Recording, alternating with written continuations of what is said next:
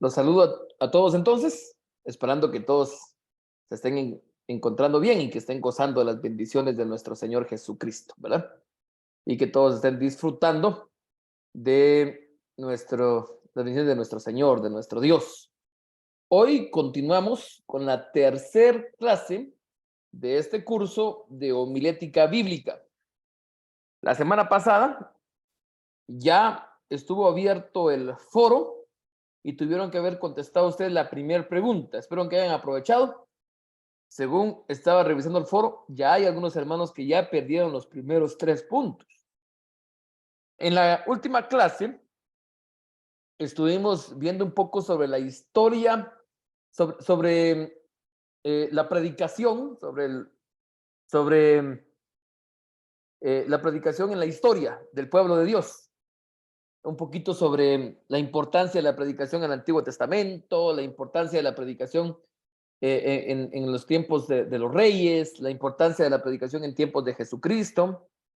Y entonces, para agregar un poco al contenido de esa clase, ustedes tuvieron que haber investigado un poco sobre la predicación en la era de la iglesia primitiva y en la era y en el tiempo de la era patrística.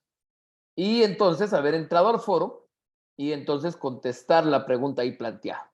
Espero que lo hayan hecho. Ya saben ustedes que para la jornada virtual se cierra el foro jueves a medianoche y para la jornada presencial viernes a medianoche. Entonces, espero que hayan podido entrar y que no estén perdiendo los puntos necesarios. Hoy entramos con una tercera clase en el cual pues va a tener un contenido bastante interesante. Espero que así sea. Les recuerdo lo siguiente. Voy a trasladarme por aquí al sumario. Están viendo ustedes en este momento el sumario de nuestro curso. Y pues bueno, se recuerdan para el 23 de junio. Todavía hay bastante tiempo, pero se los hago ver para que lo tengan pendiente. Van a realizar ustedes el análisis del texto del libro del arte de la predicación y presentar un esquema del análisis hecho, ¿verdad?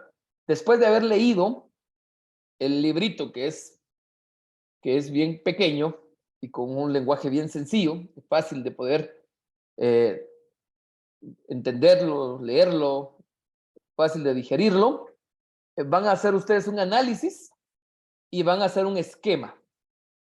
Y ese esquema lo van a subir ustedes en el foro como fecha máxima el 23 de junio.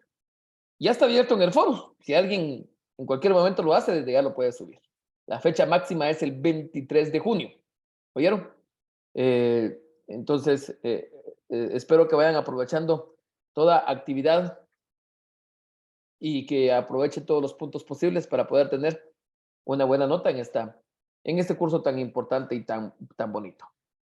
Hoy entonces nos metemos a esta tercer clase del curso de homilética bíblica, Buenas tardes, contenido hermano. y finalidad de la predicación. Buenas tardes, hermano Fernando, creo que me habló. Sí, a la hora, hermano, un gusto saludarle. Bendiciones. Mucho gusto, hermano. Muchas gracias. Entonces, hoy nos metemos de lleno a la clase contenido y finalidad de la predicación. Este es el curso que hoy tenemos. Contenido y finalidad de la predicación. Vamos a comenzar hablando un poquito del contenido que debe tener una predicación bíblica. Pareciera esto un tema del cual todos debiéramos de conocer. Alguien va a decir, pues obviamente todos sabemos que debe contener un sermón bíblico, pero déjeme decirle que a veces pareciera que lo olvidamos. Y entonces, como que lo pasamos por alto. El contenido de la presión cristiana es sencillo, ¿sí? Y debe ser muy sublime de poder resumir, ¿sí? El contenido de una predicación bíblica debe estar basado en una persona, y es en Cristo Jesús. En resumen, el sermón bíblico debe tener un contenido y es Cristo Jesús. Entonces, cuando hablamos de que el contenido está basado en Cristo Jesús, tenemos que tratar su vida, la enseñanza, su muerte, la resurrección y la ascensión a los cielos. En estos elementos consistió, por ejemplo, el primer sermón registrado en la historia de la iglesia, ¿sí? Jesús de Nazaret, hombre acreditado por Dios con hechos poderosos, maravillas y señales, entregado por el predeterminado consejo y el previo conocimiento de Dios, clavado en una cruz por mano de inicuos, registrado por Dios y exaltado a la diestra de Dios Padre en los cielos. Eso es como que un resumen de la predicación hecha en Hechos capítulo 2, en sus versículos 22 al 36, en donde encontramos nosotros ese primer sermón registrado en la iglesia cristiana. Y es que ese debe ser el contenido de la predicación cristiana. Cristo Jesús. Cristo. ¿Sí? De estos datos, de estos acontecimientos relativos a la vida de Jesús, los que ya mencionamos, o sea, de la vida de Cristo, de su enseñanza, de la muerte de Cristo, de la resurrección de Cristo, de la ascensión de los cielos de Cristo, de esto se desprenden cada una de las doctrinas del cristianismo, ¿verdad?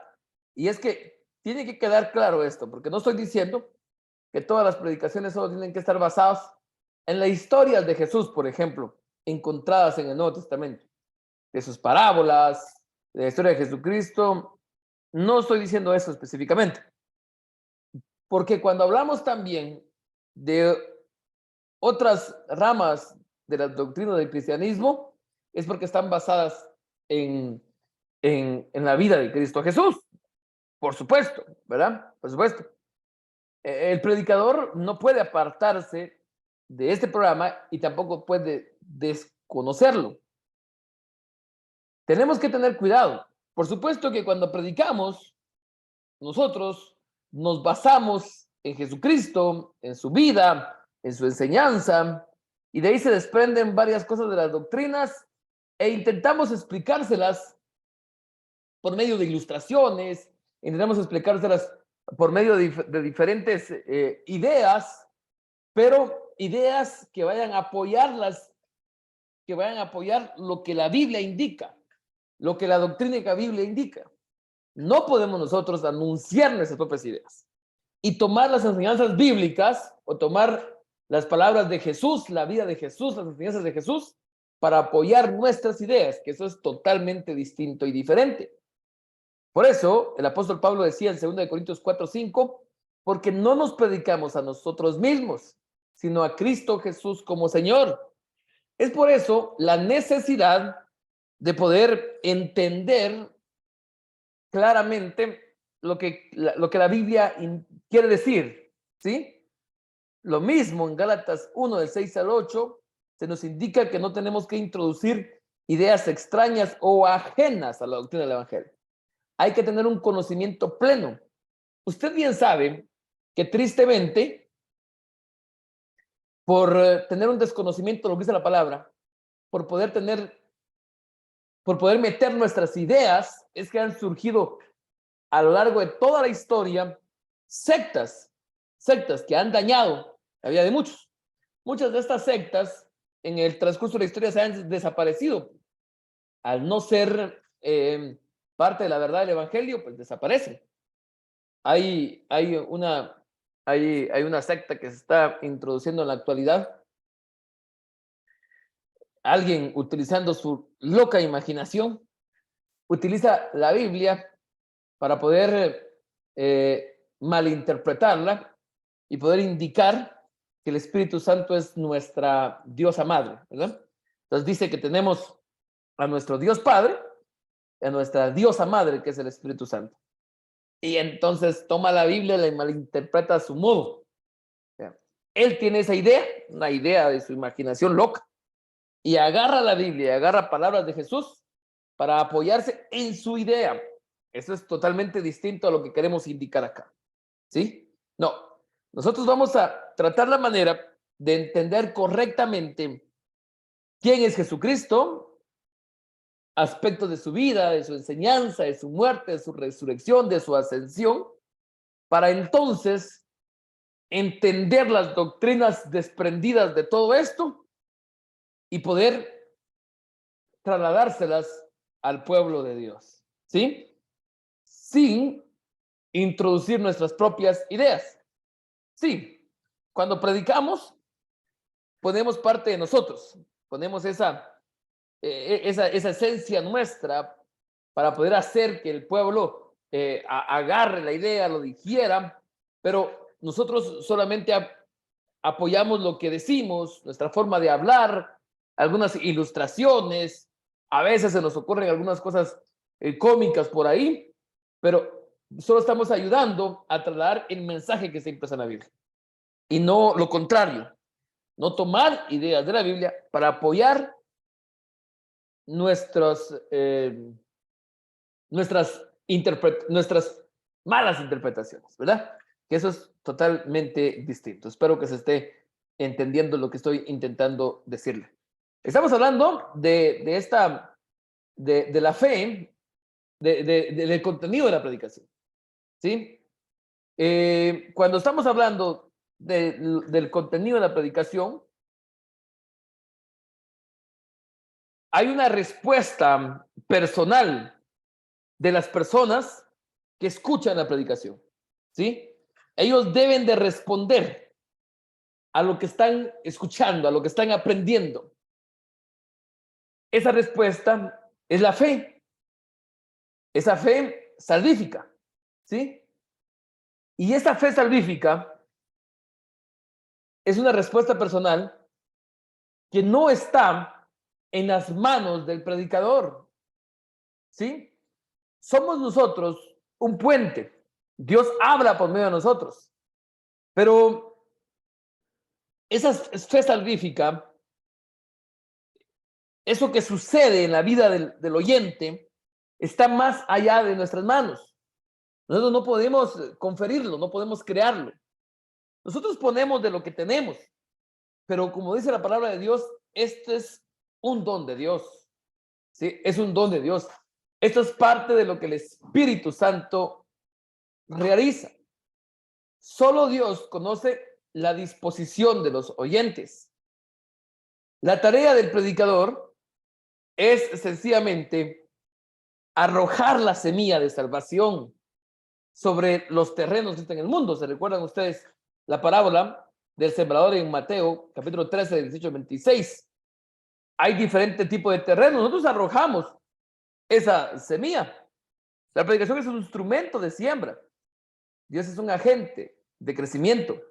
Dios, el Espíritu Santo, es el que al final de todo va a poder terminar ese trabajo en el corazón de las personas. El predicador debe implorar, el predicador exhorta, el predicador arguye, razona, clama, pero los predicadores no podemos rebasar esos límites, buscando respuestas forzadas mediante la manipulación de sentimientos, ¿verdad? Que atentan contra la soberanía de Dios. Tristemente, a muchos predicadores que se les ha olvidado los límites que tenemos nosotros, pareciera que estamos en contra de la soberanía de Dios y entonces intentamos hacer lo que no nos corresponde hacer, lo que le corresponde al final de todo a Dios y al Espíritu Santo, por medio de efectos de manipulación o otro tipo de elementos que surgen por ahí, ¿verdad? De los cuales tenemos que tener nosotros mucho cuidado. Dice 2 Corintios 2:17, porque no somos, como muchos, traficantes de la palabra de Dios, más bien con sinceridad y como de parte de Dios, hablamos delante de Dios en Cristo. Entonces, es Dios quien llama mediante los predicadores. ¿Y cómo tendremos oportunidad de ver?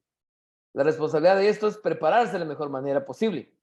Nosotros lo que tenemos que hacer al final de todo es prepararnos con nuestra alma, mente, con nuestras fuerzas, con nuestro corazón. Y de la preparación y formación dependerá que se faciliten ese proceso de mediación que tenemos entre Dios y los hombres, ¿verdad? O que muchas veces se entorpezca, tristemente, ¿verdad? Porque nosotros somos ese medio que existe. Es importante que deje oír apropiadamente la palabra de Dios, porque aunque no se sepa lo que se ocurre en ese momento, es de todo cierto que Dios lo hace eficaz. Al final de todo, Dios hace eficaz la palabra de Dios. A Dios tenemos que remitirnos y tenemos que entender y creer que es Dios quien lo hace. La predicación, cuando es verdadera, es un acto de Dios y llega a los oídos de los oyentes con poder, ¿sí? Con poder. Recuerdo lo que dice Isaías 55, versículos 10 y 11. Porque como la lluvia y la nieve descienden del cielo y no vuelven allá, sino después de haber saciado la tierra y de haber hecho germinar, producir y dar semilla al que siembra y pan al que come, así será mi palabra que sale de mi boca. No volverá a mí vacía, sino que hará lo que yo quiero y será prosperada en aquello para lo cual se envíe. Miren, qué poder que tiene la palabra de Dios. Nosotros solamente lo que tenemos que hacer es el medio para poder implantar esa semilla. Esto es parte del contenido de Dios. ¿Se da cuenta? No expuse algo sumamente complicado, es sencillo, a lo que debiera de basarse el contenido de la predicación misma.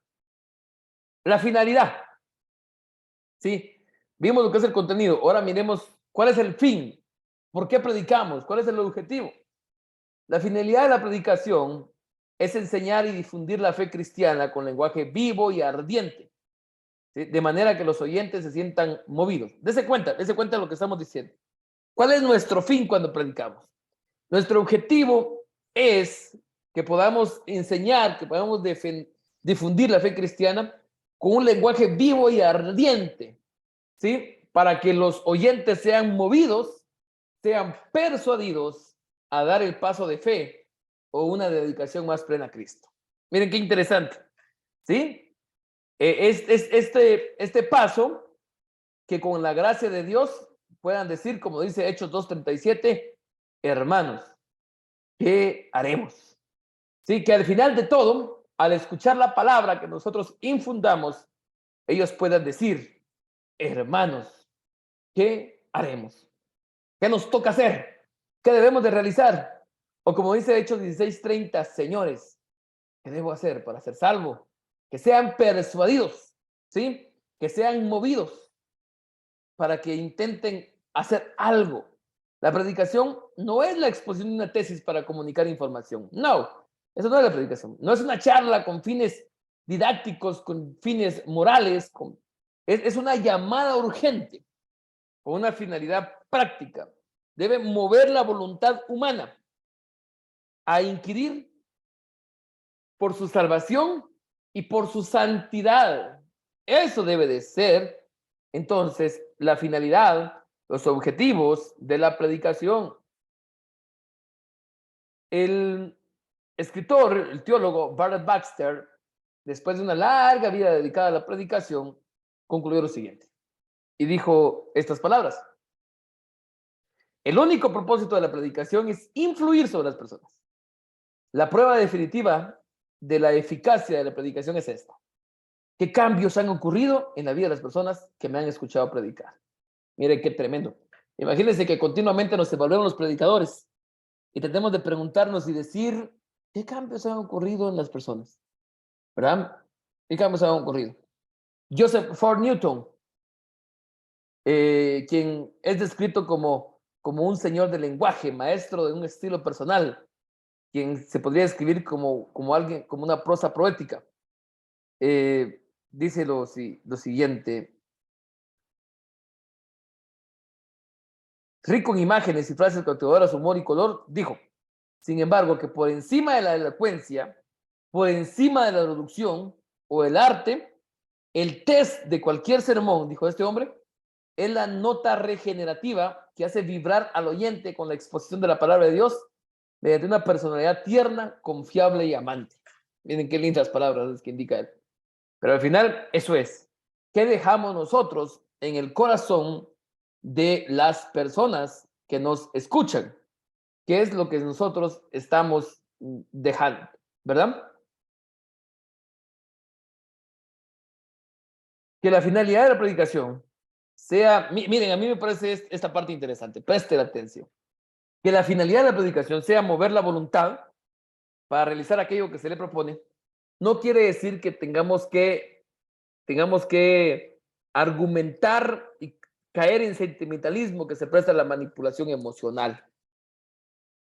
Últimamente, pues ustedes saben que hay algunos movimientos que están basados mucho en que la liturgia de sus cultos sean muy emocionales, sean muy sentimentales. No estoy diciendo que el cristianismo no tenga que ver con las emociones de las personas o los sentimientos de ellos, pero sin embargo tenemos que tener cuidado, porque cuando caemos solamente en cierta manipulación emocional, lo que creamos, mis amados hermanos, es es realizar solamente eventos que hacen que la persona por emoción decida, decida hacer ciertas cosas que después, cuando termina esos momentos de emoción, ya no los quieren hacer porque no estuvieron convencidos como tal y no hubo algo verdadero en el corazón que cambiara sus vidas a un punto importante, sino que solamente fue algo emocional. Entonces tenemos que tener cuidado nosotros de no caer en esas situaciones. Es un axioma paulino a tener en cuenta en toda actividad cristiana que, como dice 2 Corintios 13:8, nada podemos contra la verdad, sino por la verdad. Entonces, el único trabajo que tenemos que hacer es la verdad. Implícita o explícitamente, el sermón tiene un sólido armazón teológico, sin el cual el mensaje es un sonido incierto, ¿sí? Entonces, hay algo que debe de ser conocido y revelado en la verdad. Hablando de la teología, que nos ayuda, que nos apoya en el sermón que nosotros trasladamos, la teología no nos ilumina solamente en lo que se refiere al contenido de la escritura. La teología no debe ser solamente una cuestión teórica, sino que también lo atañe al valor salvífico de cada doctrina. En la meditación de las doctrinas que se desprenden de la Biblia, la teología nos va a ayudar a encontrar ese alcance, ya que el propósito de la revelación de Dios es librarnos del pecado y compartir de su Hijo con nosotros. Esas verdades, que son materia constante de predicación, son enriquecidas por el estudio teológico al mostrarnos la dimensión y relación interna del sistema bíblico donde cada verdad está orientada a guiar nuestra experiencia. Entonces, en ese sentido, la teología está esencialmente al servicio de la vida y debe de ser entonces carismática, debe ser predicable, debe de ser llevada a la práctica. La teología nos tiene que ayudar a que quien escuche los sermones bíblicos puedan llevarlos como tal a la práctica, ¿verdad? A la práctica, ¿sí? En eso tiene que ser movido totalmente la teología. La predicación que sustenta en la teología podrá cumplir su misión con un efecto más duradero. La fe cristiana debe dirigir al hombre a hacer acciones en su integridad, en su alma, en su corazón, en su mente y en su voluntad. Mediante la predicación se busca iluminar la inteligencia tocando el corazón, porque en el corazón está la vida, la raíz del conocimiento, de modo que la voluntad se aplica a buscar y seguir el camino que conoce la vida eterna. Por esta razón, la predicación no puede reducirse a una elección de corte religioso. Tenemos que tener cuidado que no solamente sea algo moral o algo teológico, ni solamente una exposición impersonal de la verdad. El púlpito no es una cátedra para la discusión o para información académica. El púlpito debe de ser o es un campo de batalla donde la personalidad del predicador se enfrenta a otras personalidades y nos debe influir mediante el poder de la palabra de Dios. La predicación tiene que ser interesante y didáctica, pero sin duda debe ser ordenada a movilizar la voluntad de los oyentes. San Agustín hace suyos estos principios y los recomienda a los predicadores cristianos.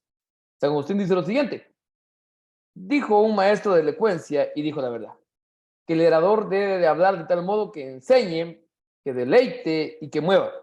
Y añadió después, el enseñar es propio de la necesidad, eh, el enseñar es parte del deleite, de la amenidad, del mover de la vida. Y todavía añade,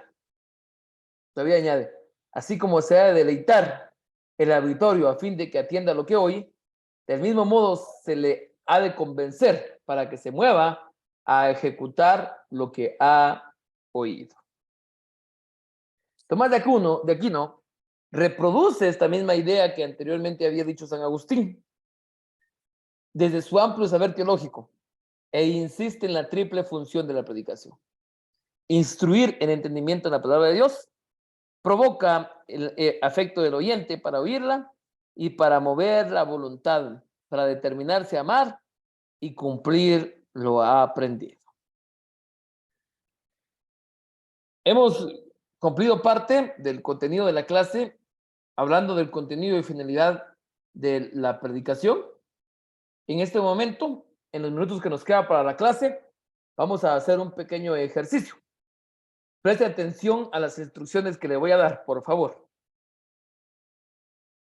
En este momento voy a compartirles un videíto. Un video de consejos que se nos da para la predicación. El video es parte del Ministerio Coalición por el Evangelio y los consejos nos los da el pastor el reconocido Sugar Michelin. Después que usted escuche el pequeño video, son como 5 o 6 minutos, en lo que queda de la clase, usted va a realizar un PNI. Si quieres un PNI, va a poder, del video escuchado, va a escribir algo PNI, algo de la P, positivo, N, negativo, e I, interesante. En un solo mensaje, escuche, en un solo mensaje, escribe en el grupo de WhatsApp su PNI, ¿sí? Eso me va a ayudar a ver la asistencia de la clase de hoy. En un solo mensaje su PNI, en un solo mensaje lo positivo, negativo e interesante de lo dicho en este pequeño video de consejos para la aplicación de Google Mitchell. Cualquier cosa, dejo aquí el link de YouTube. Ahorita mismo lo voy a trasladar yo en este video que estamos haciendo. Cualquier cosa, de todos modos, dejo aquí el link. Y también voy a pasarles el enlace al grupo de WhatsApp en este momento para que si gustan y quieren repetir y verlo y todavía les da tiempo, pues ahí lo presionan y lo vean. Antes de trasladar el videito, comparto de una vez, porque después de ver el video, nos desconectamos y solamente trabajan el PNI y entonces lo suben al grupo de WhatsApp. ¿Oyeron? Entonces, de una vez le traslado por ahí la pregunta para esta semana y que van a responder ustedes en el foro. ¿Sí? ¿De qué hablamos cuando hablamos de querigma?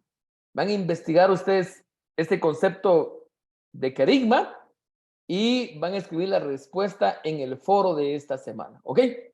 Por favor, lo van a escribir en el foro esta semana. Esta es la pregunta que estará esta semana en el foro. ¿Oyeron? Entonces, vamos a quedarnos con ello. Pienso que no hay ninguna duda al respecto. Al terminar el videito, cortaré la transmisión y ya ustedes pues se quedan realizando el PNI, ¿sí? Lo mandan al grupo y entran en un momento a la siguiente clase, por favor.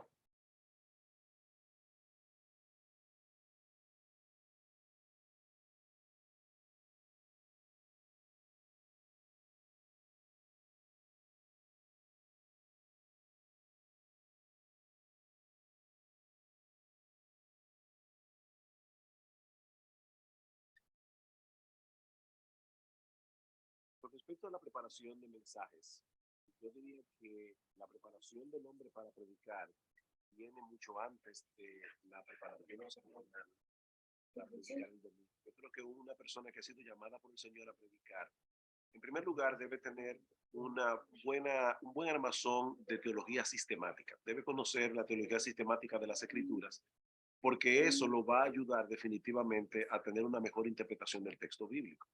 Pero en segundo lugar, yo creo que se ha hecho un énfasis muy marcado en la teología sistemática, en ocasiones en desmedro de la teología bíblica. Yo creo que algo que todo predicador debe tener y debe procurar es un mejor entendimiento de la teología bíblica, es decir, cómo se conectan los puntos de la palabra de Dios en el gran tema de las escrituras, que es la historia de la redención. Eso nos cuida para no predicar los textos bíblicos, sobre todo en el Antiguo Testamento, de una forma moralizante. Ahora bien, una vez el pastor tiene esta preparación, uno nunca termina de prepararse en lo que respecta a la teología sistemática, a la teología bíblica, ya en el trabajo semanal, lo primero que un pastor tiene que hacer, o todo predicador debe hacer, es tratar de entender el significado del texto bíblico. ¿Qué es lo que el texto bíblico realmente enseña? Es muy común escuchar, sobre todo en estudios bíblicos en los hogares, que hagan este tipo de preguntas. ¿Qué significa este texto para ti? Yo creo que esa es una pregunta que está mal formulada. La pregunta es, ¿qué significa este texto? Y el predicador tiene que tratar de desentrañar con los recursos que tiene a la mano el significado de la palabra de Dios. Una de las cosas que yo recomiendo, yo sé que en América Latina no siempre se tiene a la mano una gran biblioteca, pero una de las cosas que yo recomiendo que un pastor tenga, por lo menos, es varias versiones de la Biblia.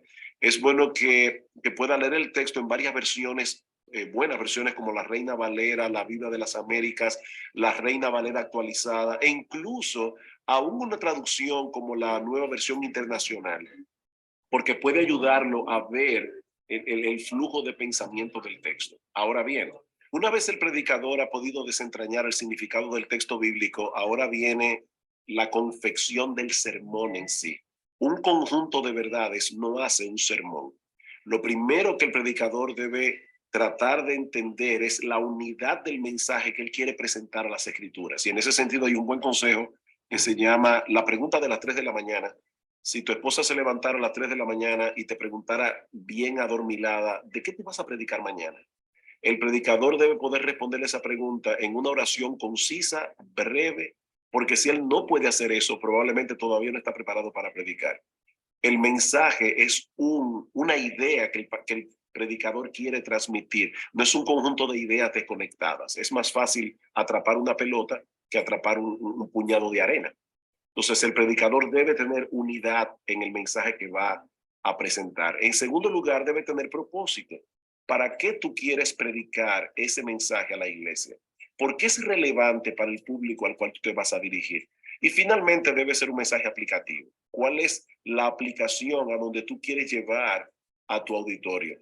Interesantemente, yo no puedo seleccionar la aplicación de mi mensaje hasta que no haya estudiado el texto, hasta que no tenga la idea que yo quiero comunicar, esa idea única que yo quiero comunicar a través del mensaje. Sin embargo, la aplicación debe dominar toda la confección del sermón. O sea, yo debo tener esa aplicación en mi mente desde que comienzo a trabajar con la introducción, de manera que yo voy a llevar ese mensaje, yo voy a llevar mi auditorio a esa aplicación que yo quiero traer al corazón de mi auditorio. Un sermón sin aplicación es como una carta sin dirección. Puede ser que tenga muy buen contenido, pero no va a llegar a ningún lado.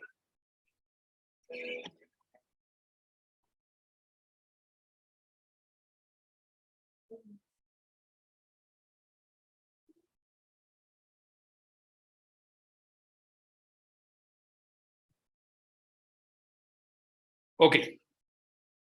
Si no lo escucharon mucho, disculpen. Aquí estaba con buen volumen, ha de haber sido el dispositivo de ustedes.